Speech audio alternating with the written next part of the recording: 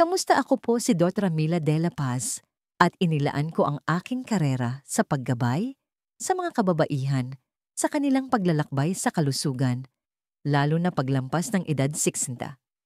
Isang malaking karangalan po na makatrabaho ang mga babaeng tulad ninyo at ako'y lubos na pinagyaman ng inyong katatagan at karunungan. Naisip niyo na po ba kung bakit maraming masisiglang kababaihan ang tila nagniningning sa kanilang edad, 60 at 70, pero tila unti-unting nawawala ang kanilang liwanag bago pa man umabot ng 90?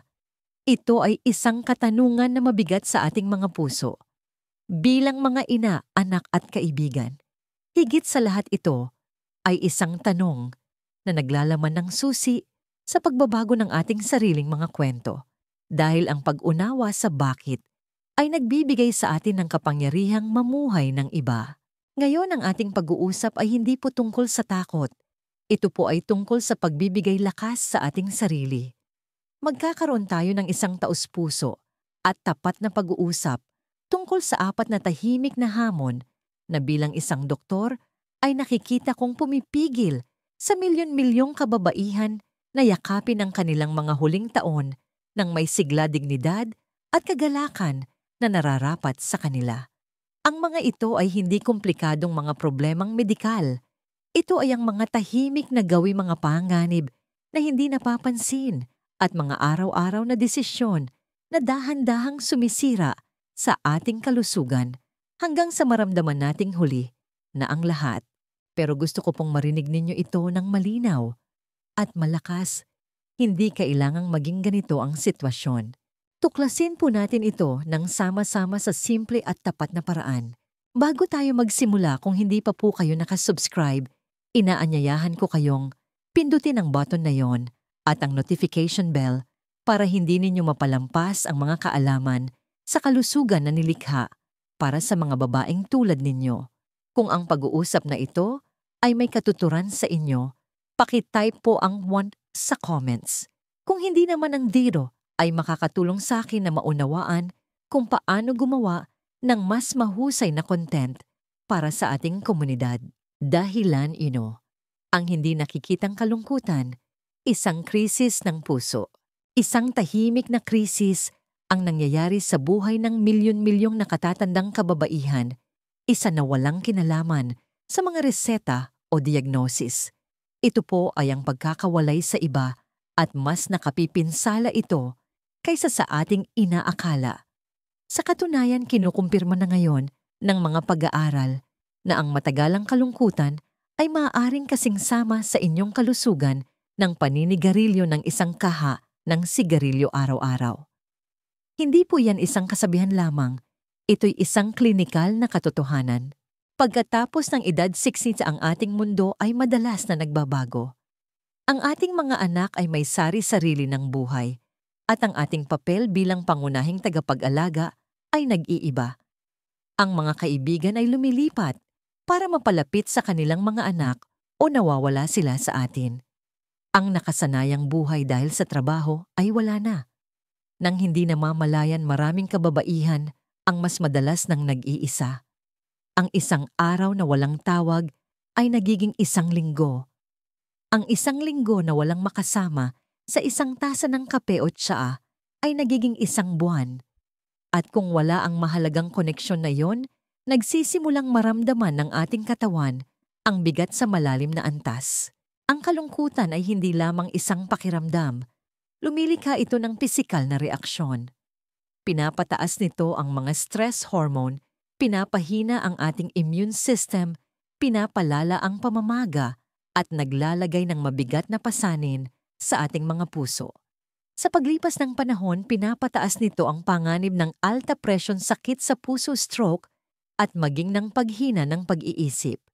Sa katunayan, ang mga babaeng nabubuhay ng mag-isa ay mas malaki ang posibilidad na magkaroon ng demensya at depression. Mga kondisyon na maaaring tahimik na nakawin ng mga taon mula sa isang buhay. Ngunit ang panganib ay emosyonal at espiritual din. Tayo ay nilikha para sa koneksyon. Ang pangangailangang makita, marinig at mapahalagahan ay hindi nababawasan habang tumatanda. Bagkus ito'y lalong lumalalim. Pagkatapos ng isang buong buhay ng pag-aalaga sa iba, kailangan natin ang kalingang yon para sa ating sarili. Ipinapaalala nito sa atin na tayo'y mahalaga, na tayo'y kabilang. Kapag nawala ang koneksyong yon, maaaring mawala rin ang ating pakiramdam ng layunin. At kapag nawala ang layunin, maaaring sumunod ang pagnanais na mabuhay ng masigla. Kaya ano po ang lunas? Hindi ito kailangang maging komplikado.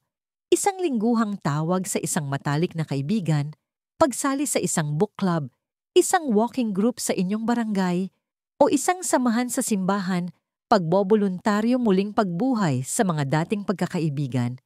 Bawat hibla ng koneksyon ay may kapangyarihang magpagaling. Hindi mo kailangan ng malaking grupo. Kailangan mo lang ng ilang taong nakakaintindi sa iyo at ng lakas ng loob na makipag-ugnayan. Dahil narito po ang katotohanan, walang supplement, walang diet, walang ehersisyo ang makakapalit sa malalim na nutrisyon na nagmumula sa koneksyon ng tao. Ito ay gamot para sa kaluluwa at isa sa pinakamakapangyarihang paraan upang mabuhay ng mas mahaba, mas malakas, at mas maganda. At kahit na mayroon tayong mayayamang relasyon, may isa pang nakatagong banta na maaring tahimik na sumisira sa ating katawan. Ito ay hindi emosyonal, hindi sosyal. Ito ay pisikal. At ninanakaw nito ang iyong lakas araw-araw. Dahilan do, ang dahan-dahang paghina ng lakas, kakulangan sa pisikal na aktibidad. Pagkatapos ng edad 60 nagbabago ang ating katawan sa mga banayad ngunit malalim na paraan.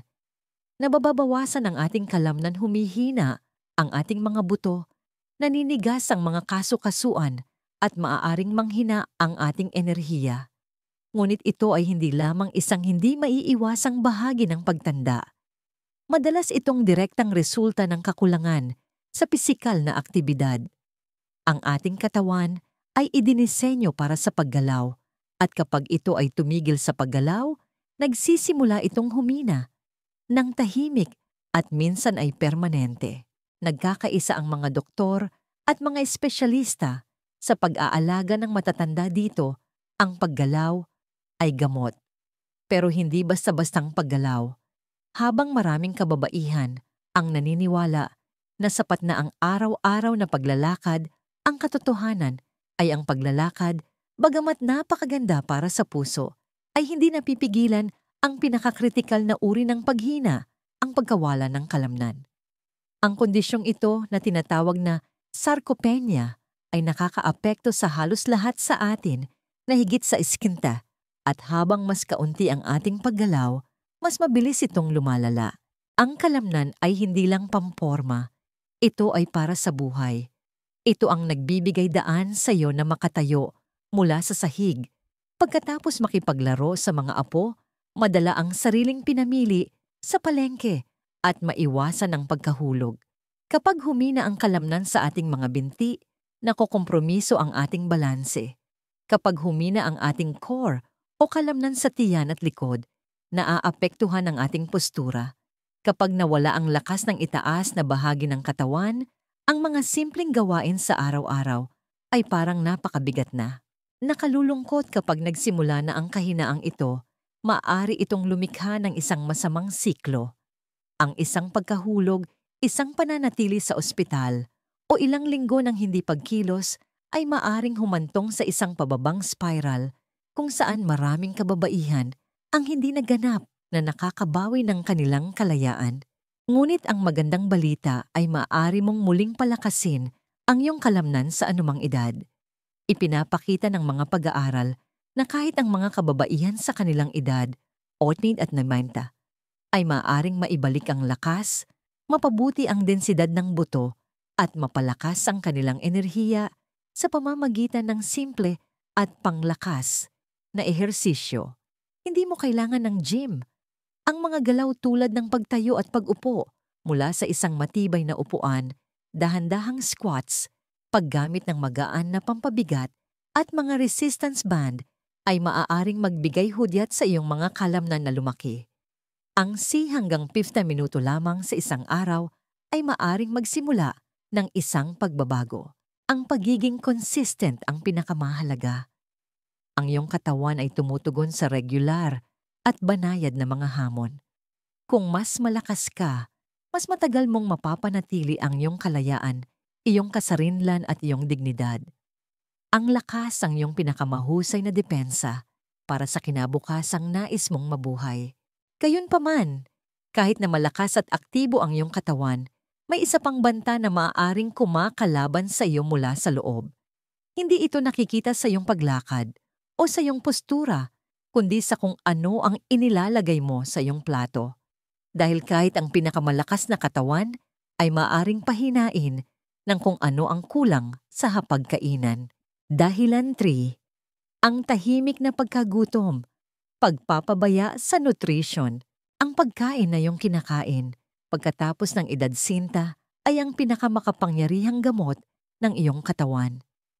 Ngunit napakaraming kababaihan ang hindi namamalayan na pinagkakaitan ang kanilang katawan ng mga sustansyang kailangan upang manatiling malakas, matalas ang isip at masigla.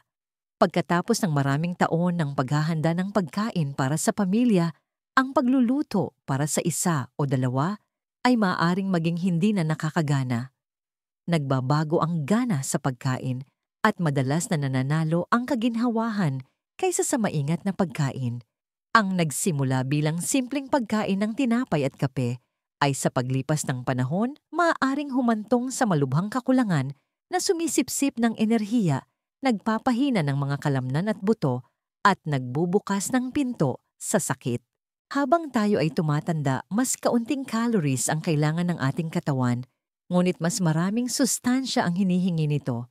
Kailangan natin ng mas maraming protina, mas maraming fiber, at mas maraming mahahalagang bitamina at mineral upang suportahan ang ating nagbabagong mga sistema. Ang problema ay marami sa atin ang nahuhulog sa ugali ng pagkain ng mga pagkaing madali, ngunit walang nutrition crackers, mga dilatang sopas, matatamis na merienda.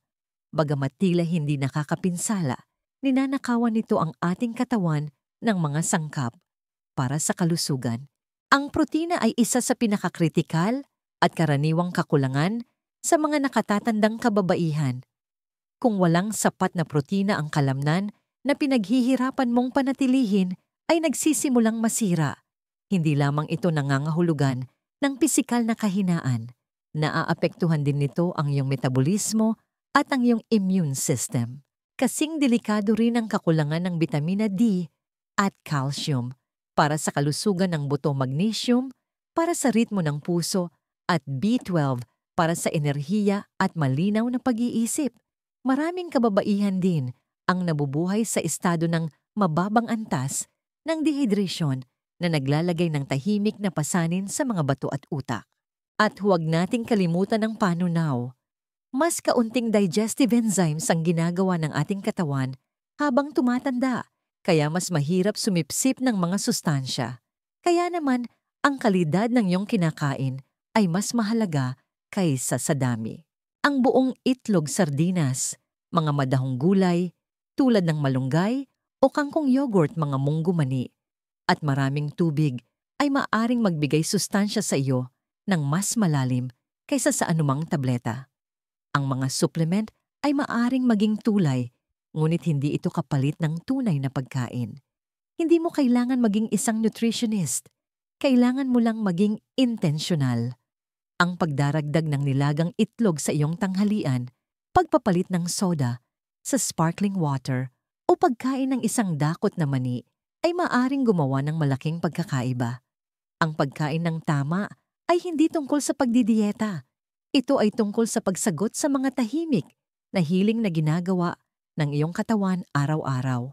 Gayunpaman, kahit na may malakas na katawan at mabuting nutrisyon, isang mas malalim na banta ang maaring lumitaw habang tumatanda, hindi sa ating tiyan o kalamnan, kundi sa ating isipan.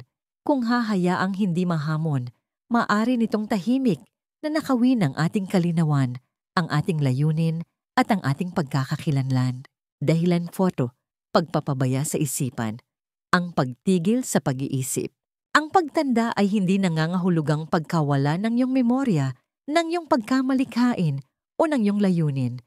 Ngunit kung walang mga bagong hamon at estimulasyon ng isip tulad ng isang kalamnan, ay maaring humina at maglaho. Ang paghinang ito ng pag-iisip ay hindi nangyayari sa isang gabi.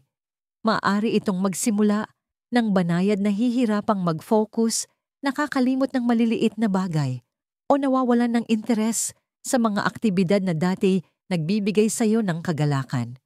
Kung hindi natin ito bibigyan ng pansin ang mga pagbabagong ito, ay maaaring bumilis at humantong sa malaking paghina ng pag-iisip. Maraming kababaihan ang hindi nakakaalam na ang utak ay laging may kakayahang lumago. Hindi ito tumitigil sa pagbuo ng mga bagong koneksyon, ngunit ginagawa lamang ito kapag hinahamon natin ito.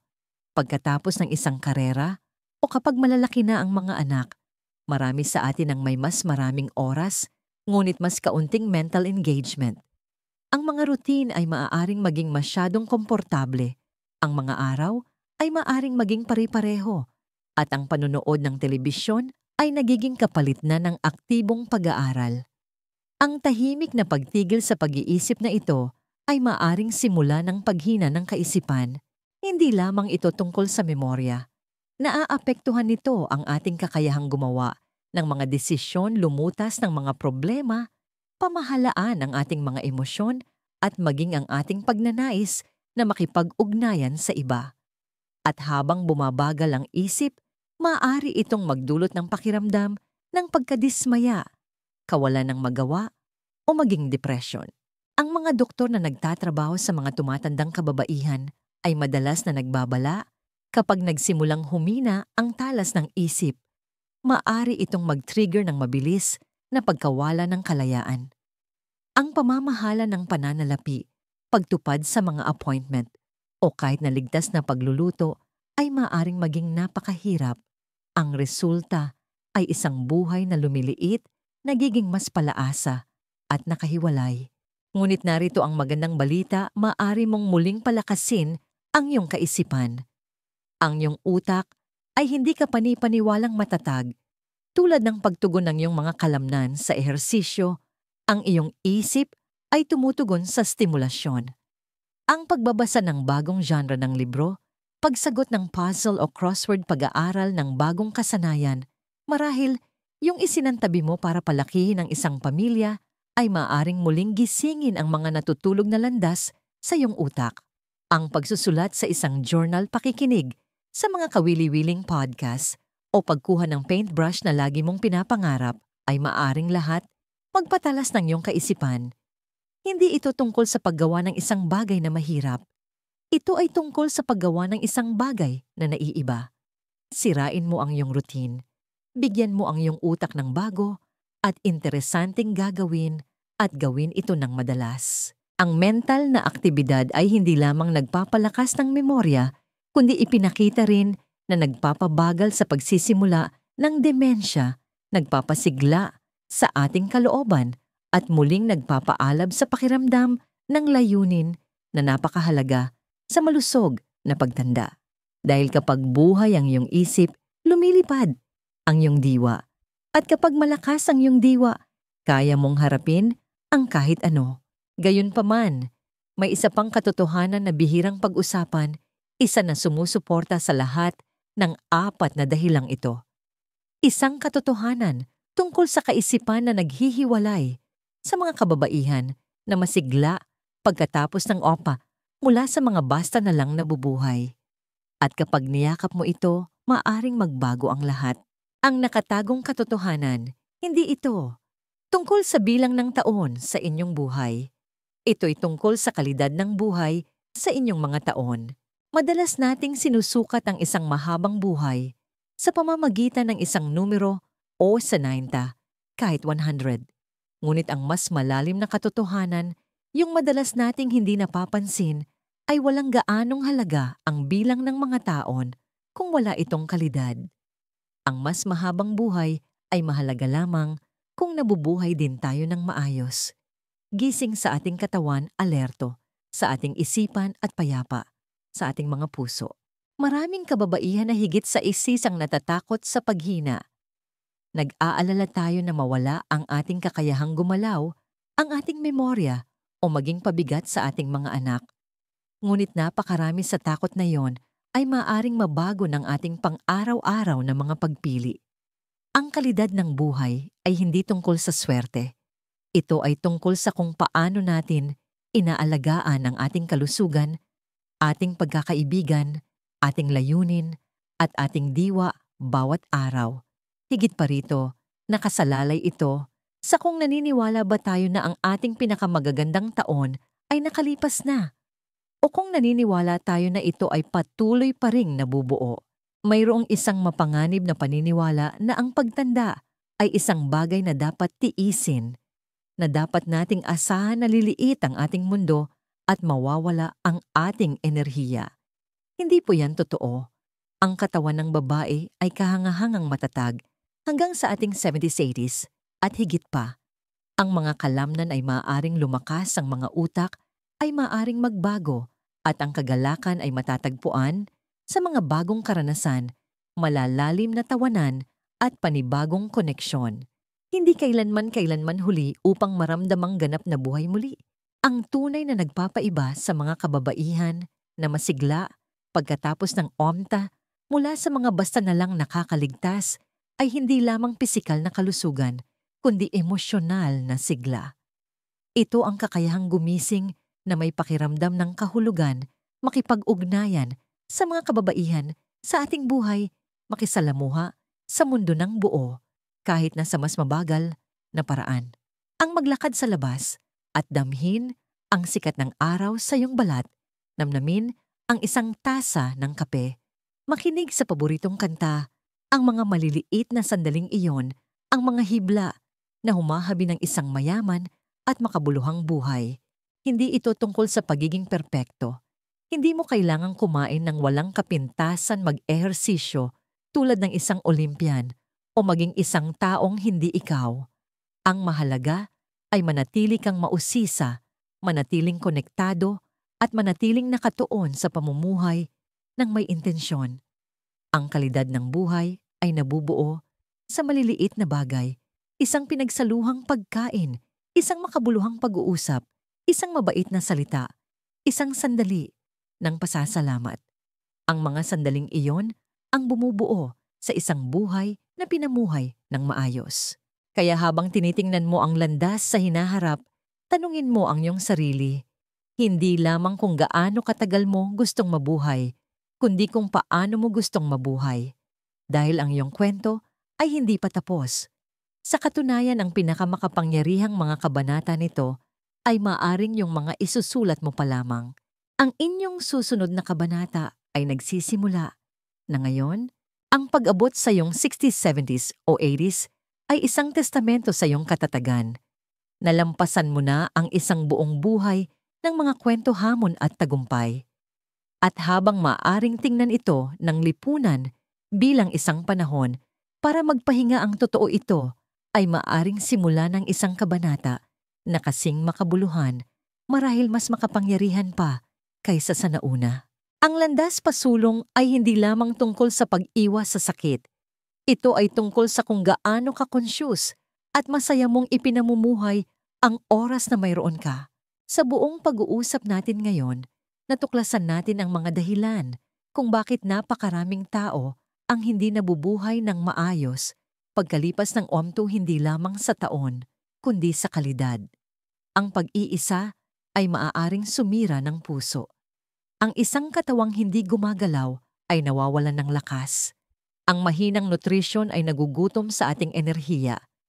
At ang isang isip na hindi hinahamon ay lumalabo. Ito ang mga katotohanang nais naming mga doktor na maunawaan ng bawat babae bago maging huli ang lahat. Ngunit ang pag-alam sa mga panganib ay hindi kung saan nakasalalay ang kapangyarihan. Ang tunay na kapangyarihan ay nasa kung ano ang pipiliin mong gawin ngayon. Hindi mo kailangang baguhin ang iyong buong buhay bukas. Kailangan mo lang magsimula. Magsimula sa pamamagitan ng pagtawag sa isang kaibigan na matagal mo nang gustong tawagan. Magsimula sa pamamagitan ng pagtayo at paglalakad ng 5 minuto na mas mahaba kaysa sa ginawa mo kahapon. Magsimula sa pamamagitan ng pagdaragdag ng isa pang makulay na gulay sa iyong plato. Magsimula sa pamamagitan ng pagbabasa ng isang bagay na nagpapaisip, nagpapatawa, o nagpaparamdam sa iyo na buhay ka muli. Ang yugtong ito ng buhay ay maaring isa sa pinakamayaman kung hahayaan mo. Ito ang panahon kung kailan ang iyong karunungan ay sa wakas ay sumabay na sa iyong karanasan, kung kailan maaari mong bitawan ang hindi na nagsisilbi sa iyo at mag-focus sa kung ano ang tunay na mahalaga. Mayroon ka pa ring kapangyarihang lumikha ng kagalakan, magbigay inspirasyon sa iba, magmahal ng malalim at mag-iwan ng isang pamana na nakasulat sa puso ng mga taong iyong naantig. Hindi ka pa masyadong matanda, hindi pa huli ang lahat, at malayo ka pa sa pagtatapos. Ang mga desisyon na gagawin mo ngayon, gaano man kaliit, ay humuhubog sa iyong kinabukasan. Nakuha mo na ang karapatang mabuhay sa kabanatang ito ng buong tapang, may lakas, dignidad at biyaya. Ang orasan ay hindi nagbibilang paurong. Ito ay tumitiktak pasulong. At ang iyong susunod na kabanata, nagsisimula na ito ngayon. Ang mga aral na ito ay nilalayong magbigay inspirasyon sa iyo na mamuhay ng buo at totoo. Isang huling paalala mula kay Dr. Dela Paz. Bilang isang doktor, nakikita ko araw-araw ang malalim na epekto ng maliliit at tuloy-tuloy na pagsisikap sa pangmatagalang kalusugan at kaligayahan ng isang babae. Ang pinakamahalagang aral na maibabahagi ko ay ito. Ang iyong kalusugan pisikal, mental at emosyonal ay ang iyong pinakamahalagang yaman. Mayroon kang hindi kapanipaniwalang kapangyarihan na alagaan ito, anuman ang iyong edad. Hindi ito tungkol sa pagiging perpekto. Ito ay tungkol sa paggawa ng may kamalayan at mabait na mga pagpili para sa iyong sarili bawat araw. Huwag maghintay ng isang health scare para gumawa ng pagbabago. Magsimula ngayon. Kahit isang maliit na hakbang pasulong ay isang tagumpay. Ngayon gusto ko pong marinig mula sa inyo. Maglaan ng sandali upang pagnilayan at ibahagi ang isang bagay na natututunan ninyo mula sa ating pag-uusap ngayon na plano ninyong gawin sa inyong sariling buhay. Ang inyong mga pananaw ay maaaring magbigay inspirasyon sa ating buong komunidad. Suportahan natin ang isa't isa sa paglalakbay na ito. Kung nakatulong po sa inyo ang impormasyong ito, mangyaring mag-iwan ng komento na may 1. Kung hindi naman, huwag mag-atubiling magkomento ng 0. Napakahalaga po ng inyong feedback. At pakiusap, huwag kalimutang i-like ang video na ito, mag-subscribe para sa higit pang mga kaalaman sa malusog na pagtanda at ibahagi ito sa mga kababaihan sa inyong buhay na maaaring makinabang sa mensaheng ito. Maraming salamat po sa inyong oras at naway mamuhay tayo ayon sa ating sariling mga tuntunin.